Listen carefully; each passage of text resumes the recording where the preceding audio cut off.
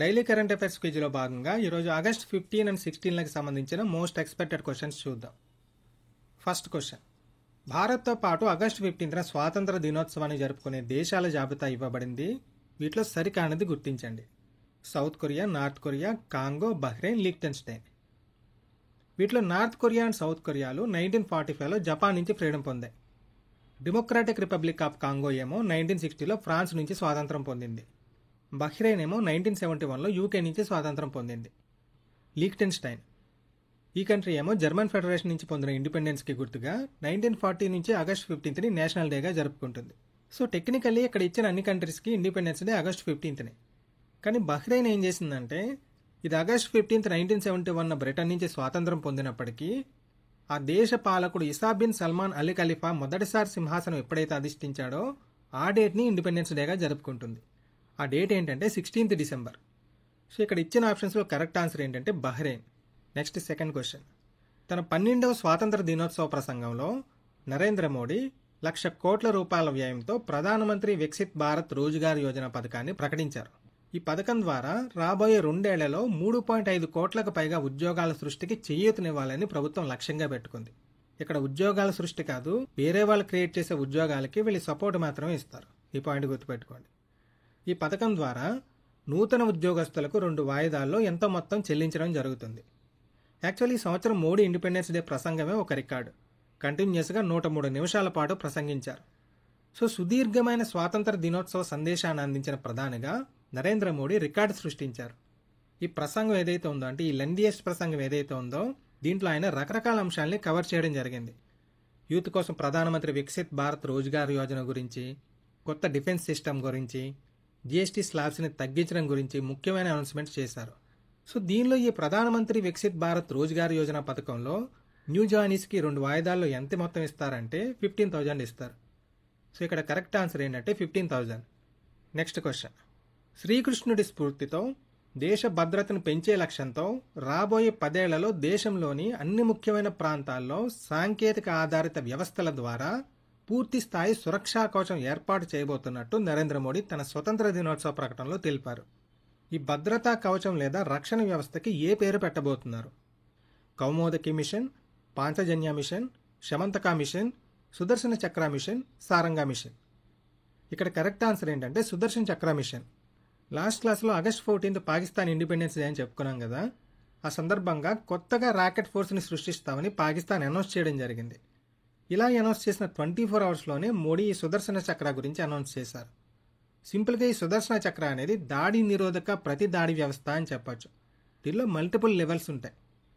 ఏదైనా ఒక యుద్ధం జరిగినప్పుడు ఎనిమి ముందుగా టార్గెట్ చేసేది దేని మీద? శత్రు దేశం యొక్క ఎలక్ట్రిసిటీ గ్రిడ్లు, కమ్యూనికేషన్ నెట్వర్క్స్, ఆహార నీటి సరఫరా వనరులు, రైల్వే లైన్స్, డిఫెన్స్ సిస్టమ్, ఇలాంటి వాటిని టార్గెట్ చేస్తారు. సో వీటన్నిటిని కూడా మనం ప్రొటెక్ట్ చేసుకోవాలి. ఫర్ ఎగ్జాంపుల్, ఆపరేషన్ సింధూర్ తర్వాత పాకిస్తాన్ ఫతా 1, ఫతా 2 మిసైల్స్ని, నంబర్ ఆఫ్ రాకెట్స్ని, డ్రోన్స్ని భారత్ మీద ప్రయోగించింది. వీటిని మనం మన దగ్గర ఉన్న integrated air command and control system IACCS ద్వారా ఆకాశంలోనే సక్సెస్ఫుల్గా అడ్డుకోగలిగాం. ఇప్పుడు ఈ సిస్టమ్ని ఇంకా బలోపేతం చేయబోతున్నాం. సో దీని నేమ్ ఏంటి? Sudarshan Chakra mission. Next question, autonomous navigation data acquisition system technology. దీన్ని ఉపయోగించి దేశంలోనే తొలిసారిగా ఏ విశ్వవిద్యాలయంలో డ్రైవర్ రహిత బస్సుల్ని పూర్తి స్థాయిలో అందుబాటులోకి తేవడం జరిగింది? IIT Kharagpur, IIT Bombay, IIT Madras, IIT Kanpur, IIT Hyderabad. So ఇక్కడ కరెక్ట్ ఆన్సర్ ఏంటంటే ఐఐటి హైదరాబాద్. ఈ క్వశ్చన్లో మెన్షన్ చేసిన autonomous navigation data acquisition system టెక్నాలజీని కూడా ఈ ఐఐటి హైదరాబాద్నే డెవలప్ చేసింది. సో ఈ టెక్నాలజీ తోటి డ్రైవర్ రహిత బస్సులను కూడా అది తన క్యాంపస్లో ప్రవేశపెట్టడం జరిగింది. ఇవి పూర్తిగా కరెంటుతోనే నడుస్తాయి. లాస్ట్ 4 days నుంచి యూనివర్సిటీ మెయిన్ గేట్ నుంచి క్యాంపస్లో ఉన్న అన్ని ప్లేసెస్కి ప్రొఫెసర్స్, స్టూడెంట్స్ ఈ బస్సుల్లోనే ట్రావెల్ చేస్తున్నారు. నెక్స్ట్ క్వశ్చన్, జింబాబ్వేలోని విక్టోరియా ఫాల్స్లో జరిగిన రామ్సర్ కన్వెన్షన్ ఆన్ వెట్లాండ్స్కు సంబంధించి 15వ కాంట్రాక్టింగ్ పార్టీల సమావేశం COP15. దీనిలో భారత్ ప్రవేశపెట్టిన ఏ తీర్మానం ఆమోదించబడింది? ఇక్కడ ఇచ్చిన ఆప్షన్స్లో protecting wetlands for our common future అనేది వరల్డ్ వెట్లాండ్ డే 2025 యొక్క థీమ్. మరి COP15లో భారత్ ప్రవేశపెట్టిన తీర్మానం ఏదంటే promoting sustainable lifestyle for the wise use of wetlands. చిత్తడి నేలల యొక్క వివేకవంతమైన ఉపయోగం కోసం స్థిరమైన జీవనశైలిని ప్రోత్సహించడం. నెక్స్ట్ క్వశ్చన్, సూపర్ 6 హామీల్లో భాగంగా Palle Velugu, ultra Palle Velugu, express, city ordinary, metro express లాంటి 5 రకాల బస్సుల్లో మహిళలు, ట్రాన్స్జెండర్ల ఉచిత ప్రయాణానికి స్త్రీ శక్తి పథకాన్ని ఆగస్టు 15న ఆంధ్రప్రదేశ్ ప్రభుత్వం ప్రారంభించింది. ఈ పథకం ద్వారా ఎంతమంది మహిళలకు లబ్ధి కలుగుతుందని అంచనా వేస్తున్నారు? దీనికి కరెక్ట్ ఆన్సర్ 2.62 crores, 2.62 కోట్ల మంది. Next question. జగదీప్ ధన్కడ్ ఆకస్మిక రాజీనామాతో ఖాళీ అయిన ఉపరాష్ట్రపతి పదవికి ఎన్నికల నిర్వహణ కోసం ఎన్నికల సంఘం ఇటీవల నోటిఫికేషన్ జారీ చేసి నామినేషన్ ప్రక్రియని ప్రారంభించింది. ఈ ఎన్నికలు ఏ తేదీన జరగబోతున్నాయి? సో ఉపరాష్ట్రపతి ఎన్నికలు ఎప్పుడు జరుగుతాయంటే 9th September 2025 జరుగుతాయి. నెక్స్ట్ క్వశ్చన్ చాలా ఇంపార్టెంట్, మోస్ట్ ఎక్స్పెక్టెడ్.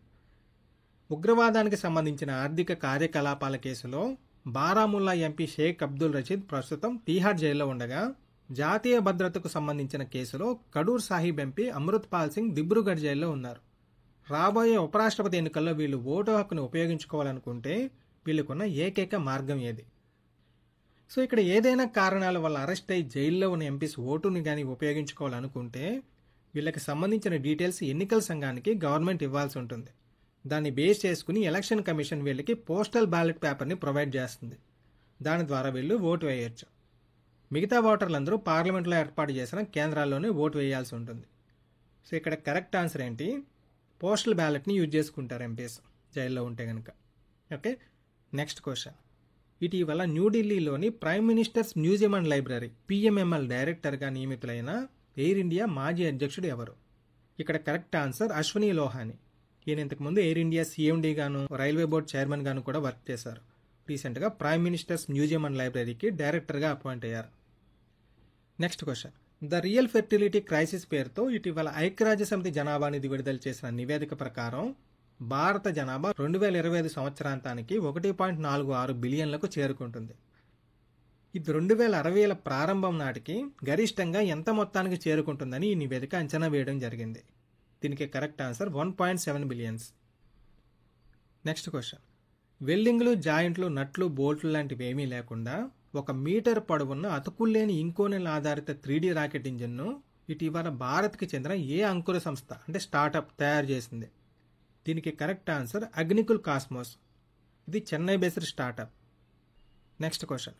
ఇటీవల అతి స్వల్ప సమయంలో అకస్మాత్తుగా కురిసిన భారీ వర్షాల వల్ల కాశ్మీర్లోని కిష్ట్వార్ జిల్లాలోని చిసోటి అనే పట్టణంలో కనీసం 56 మెంబర్స్ చనిపోయారు. చాలా మంది గల్లంతయ్యారు. ఈ విధంగా ఒకే ప్రాంతంలో గంటలోపు 10 సెంటీమీటర్ల కన్నా ఎక్కువ వర్షపాతం నమోదు కావడాన్ని ఏమని పిలుస్తారు? దీనికి ఆన్సర్ ఏంటంటే క్లౌడ్ బర్స్ట్ లేదా మేఘాల విస్ఫోటనం అంటాం. అలానే 2 గంటల పాటు ఒకే ప్రాంతంలో 5 సెంటీమీటర్స్ వరకు వర్షపాతం నమోదు కావడాన్ని ఏమని పిలుస్తారంటే మైక్రో బరస్ట్ అని పిలుస్తారు. Next question. నిత్యం వాడే ఉత్పత్తులపై GST రేట్లు తగ్గిస్తామని ప్రధాని మోదీ ఎర్రకోట వేదికగా చేసిన 79వ స్వాతంత్ర దినోత్సవ ప్రసంగంలో ప్రకటించారు. ప్రస్తుతం ఉన్న 5, 12, 18, 28% GST స్లాబుల స్థానంలో ఇకపై ఎన్ని స్లాబులు ఉండబోతున్నాయి? దీనికి కరెక్ట్ ఆన్సర్ 2. ప్రస్తుతం ఉన్న విధానంలో నిత్యావసర వస్తువుల మీదేమో 5%, సాధారణ వస్తువుల మీదేమో 12%, ఎలక్ట్రానిక్స్ మీదేమో 18%, విలాస హానికారక వస్తువుల మీదేమో 28% GST విధించడం జరుగుతుంది. వీటిలో 12, 28% స్లాబులని రద్దు చేసి 5, 18% స్లాబుల పరిధిలోకి మిగతా అన్ని వస్తువుల్ని తీసుకురావాలని గవర్నమెంట్ ప్లాన్ చేస్తుంది. మరి హానికారక వస్తువుల పరిస్థితి ఏంటి? వాటి స్లాబ్స్ కూడా తగ్గిస్తారా అంటే ఈ హానికారక వస్తువుల మీద ఈ స్లాబ్స్ కాకుండా ఒక స్పెషల్ ట్యాక్స్ అంటే 40% ప్రత్యేక పన్ను విధించాలని ప్లాన్ చేస్తున్నారు. అలానే ఆన్లైన్ గేమింగ్ని కూడా ఈ హానికారక వస్తువుల పరిధిలో తీసుకొచ్చే ప్లాన్లో గవర్నమెంట్ ఉంది. Next question. ISRO chairman doctor V నారాయణన్ను ఇటీవల ఏ రాష్ట్ర ప్రభుత్వం డాక్టర్ APJ అబ్దుల్ కలాం పురస్కారంతో గౌరవించింది? దీనికి correct answer Tamil Nadu. Okay, so ఇక్కడతో ఈరోజు క్వశ్చన్స్ కంప్లీట్ అయ్యాయి. మళ్ళీ నెక్స్ట్ క్లాస్లో 17th ఆగస్టుకి సంబంధించిన మోస్ట్ ఇంపార్టెంట్ క్వశ్చన్స్ గురించి డిస్కస్ చేసుకుందాం. Thank you for watching.